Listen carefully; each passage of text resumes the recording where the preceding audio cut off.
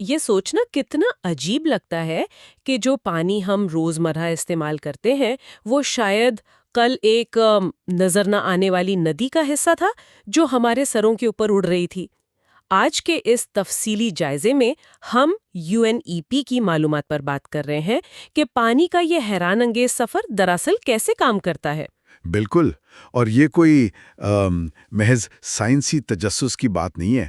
مطلب ہم آج یہ دیکھ رہے ہیں کہ پانی کا یہ پورا پیچیدہ نظام ہمارے مستقبل کی بقا کے لیے کتنا اہم ہے۔ تو پھر شروعات آسمان سے کرتے ہیں۔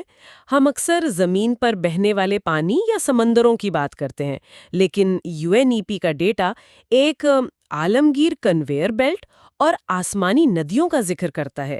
یہ کیا تصور ہے؟ دیکھیں، اسے یوں سمجھیں کہ سمندر اور زمین پر موجود جنگلات مل کر دنیا کے موسم کی پوری مشین چلاتے ہیں۔ درخت صرف سایہ نہیں دیتے، وہ قدرتی واٹر پمپس ہیں۔ اچھا، واٹر پمپس؟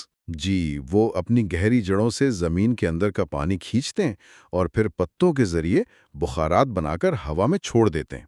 ایک عام درخت بھی دن بھر میں سینکڑوں لیٹر پانی فضا میں پمپ کر سکتا ہے۔ واہ، یہ تو واقعی بہت زیادہ ہے۔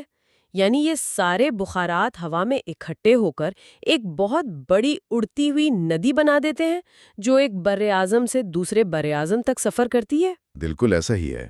یہ آسمانی ندیاں دنیا بھر میں پانی منتقل کرتی ہیں۔ تو اس کا مطلب تو یہ ہوا کہ اگر ہزاروں میل دور، مثال کے طور پر ایمیزون یا افریقہ کے جنگلات کاٹے جا رہے ہیں، تو اس کا سیدھا اثر اس بات پر ہو سکتا ہے کہ کسی اور ملک میں بارش ہوگی یا قحط پڑے گا۔ حقیقت اس سے بھی زیادہ تلخ ہے۔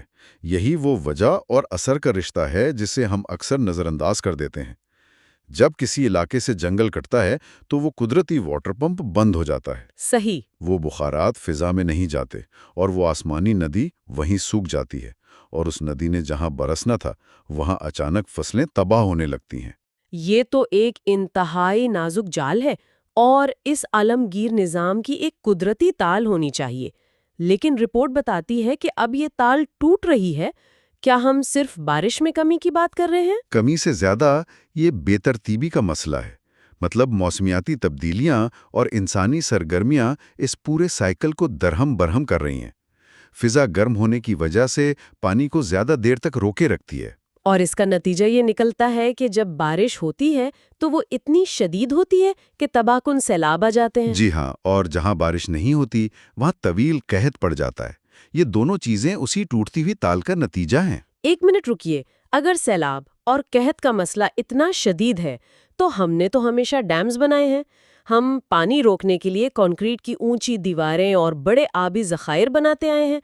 تو کیا یہ اربوں ڈالر کا انفراسٹرکچر واقعی غلطی تھی؟ دیکھیں، ڈیمز کا اپنا ایک کردار ضرور رہا ہے، لیکن وہ مسئلے کی جڑ کا علاج نہیں ہے۔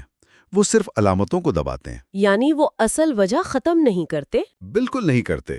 جب ہم قدرتی آبی گزرگاہوں اور دلدلوں کو تباہ کر کے وہاں کنکریٹ بچھا دیتے ہیں تو زمین کی پانی جذب کرنے کی صلاحیت ختم ہو جاتی ہے۔ یو این ای پی کی رپورٹ واضح کرتی ہے کہ اصل حل صرف پانی کو دیواروں کے پیچھے قید کرنے میں نہیں ہے۔ تو پھر اصل حل کیا ہے؟ اصل حل دریاؤں کی آلودگی کم کرنے اور گندے پانی کی صفائی اور پائیدار زراعت میں ہے۔ ہمیں قدرتی ماحولیاتی نظام کی بحالی پر زور دینا ہوگا۔ گویا ہم پانی کے قدرتی چکر سے لڑنے کے بجائے اس کے ساتھ چلنے کی بات کر رہے ہیں۔ سچ تو یہ ہے کہ جب ہم جنگلات اور جھیلوں کو بحال کرتے ہیں تو ہم دراصل پانی کے قدرتی بنیادی ڈھانچے کی مرمت کر رہے ہوتے ہیں۔ قدرت کا یہ نظام پانی کو فلٹر بھی کرتا ہے اور اسے محفوظ بھی رکھتا ہے۔ اور یہ کسی بھی مصنوعی ڈیم سے زیادہ بہتر طریقے سے سیلاب کا زور بھی توڑتا ہوگا؟ بالکل 100% درست۔ یہ واقعی سوچنے کا ایک بالکل نیا زاویہ ہے۔ پانی کوئی ٹھہری ہوئی چیز نہیں ہے جو صرف زمین کے کسی ایک ٹکڑے پر پڑی رہے۔ یہ خشکی سے لے کر سمندر اور آسمان تک ایک مسلسل سفر کرنے والا وجود ہے۔ اور اسی لیے ایک محفوظ اور لچکدار مستقبل کی تعمیر کے لیے ہمیں اسے محدود کرنے کے بجائے اس کے پورے ماحولیاتی سفر کا محتاط انتظام کرنا ہوگا، جو ہمیں واپس ان آسمانی ندیوں کی طرف لے جاتا ہے جو بغیر کسی پاسپورٹ یا ویزے کے سمندروں اور سرحدوں کے پار اڑتی پھرتی ہیں۔ یہ ساری گفتگو ایک حتمی اور گہرا سوال چھوڑ جاتی ہے۔ وہ کیا؟ وہ یہ کہ اگر پانی آسمانی ندیوں کے ذریعے براعظموں اور سیاسی سرحدوں کے پار اتنی آزادی سے سفر کرتا ہے تو کیا دنیا کا کوئی ایک ملک واقعی اپنے پانی پر مکمل ملکیت کا دعویٰ کر سکتا ہے؟ یہ یقیناً ایک ایسا پہلو ہے جس پر ہم سب کو سوچنا چاہیے۔